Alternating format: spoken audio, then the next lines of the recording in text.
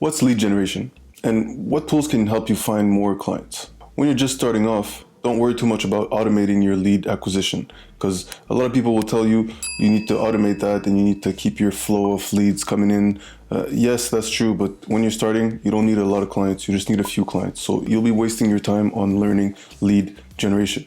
You just need to learn the basics of how to get actual clients, and then you'll keep going from there. Depending on what you're offering, obviously, lead generation is in fact a specialization in itself, and lots of people overlook that skill. First of all, the word lead means just that.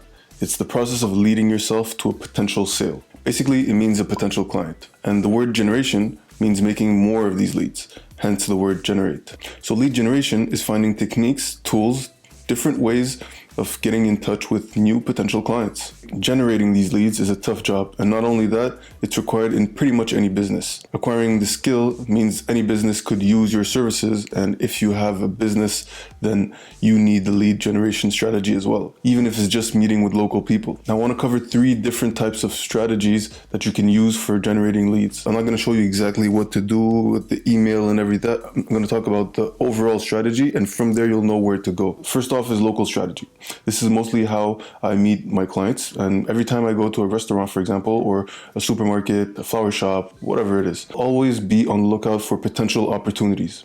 If I do see some ways that I could help them, for example, I check out their website, check out how they're optimizing their flows, their acquisition of leads, everything that has to do with what I do, I'll look into it. If there's anything I see I can do to help them, I'll engage in a brief conversation. If the response was somewhat positive, the next time I go there, I'd have a proposal ready. That's when we can talk about things more in depth. I'll cover a few ways of getting potential clients right after this example. Let's say I go into a restaurant. I check out their things, I order a plate, I eat, everything's good.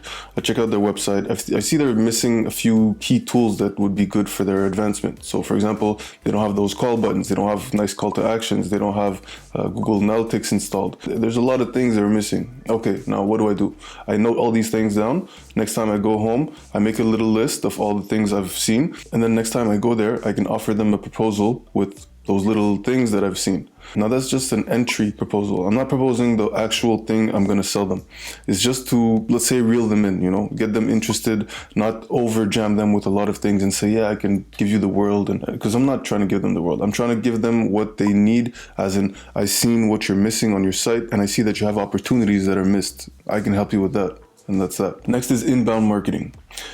This is when the leads come to you. Doesn't matter how, but usually it'll be after they read a blog post of yours or seen a contact form or downloaded an ebook, something like that, maybe even an ad. This method is harder to accomplish, but it's the best way as it's more organic. And once you deploy whatever assets that's bringing in these leads, then you don't have to do it again. Unless you want to even more leads, of course, then you can deploy other assets. It's like saying I'll hire another salesman. Yes, you can always hire another salesman, but if you're satisfied with the leads your first salesman is doing, then you're good with that for the moment. This is also the best method when you don't know exactly what your target audience is, because it'll help you find out what it is by letting the right people contact you, then creating a target audience with this data.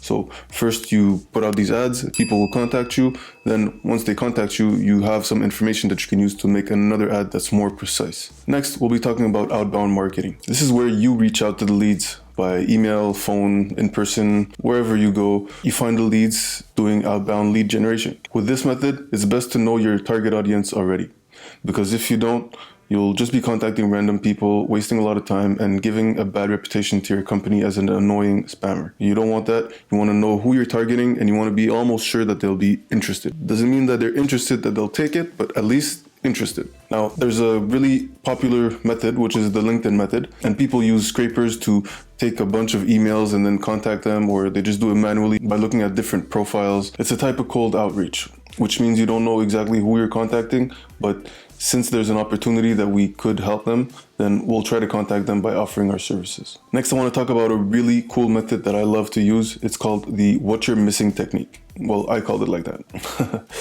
This method is very cool because sometimes you can pinpoint the exact problems they're getting just by looking at what tools they're missing. So I use this called tool Wapalizer. I'll put the link in the description. Here's a quick recording of what it looks like. Let's grab one of the most common lead generation strategies out there as an example. So have you ever received a call from a security system company? Well, I used to work at one of these call centers, and the way it works is simple. Your phone is set up to give you calls automatically. And every time you finish a call, you need to note down the details of the call, and next you'll hit the active button and you'll get a new call. But really, it's your phone that's calling the lead and not the other way around. So you try to convince these leads that they need the security system, and if they accept, then they book a call with you and the salesperson.